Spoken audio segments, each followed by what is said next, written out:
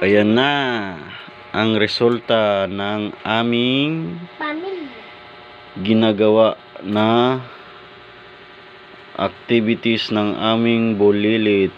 Yan. Napakaastig, di ba? Gawa ning Ayan na, oh. Bukas na yan ang pared. Gawa ng DIY yan. Pinaghirapan ko yan talaga. Sobrang sakit ng likod ko. Grabe talaga. Para lang magawa ko yung activities ng aming bulilit.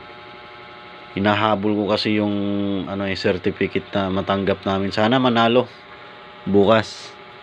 Pinaghirapan ko talaga to. Oh, yan ang mga dahon. Dahon ng pinya. Parang pinya din eh.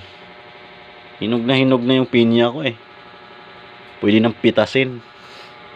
Charot. Napakagandang damit oh. Gwapo.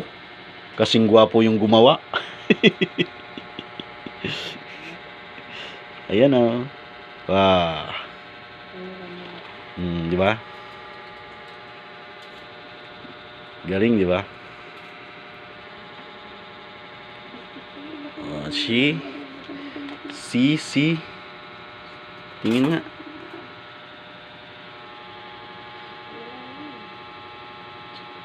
Ganda, di ba? Mommy, si Daddy sinusuot yung bihito ko.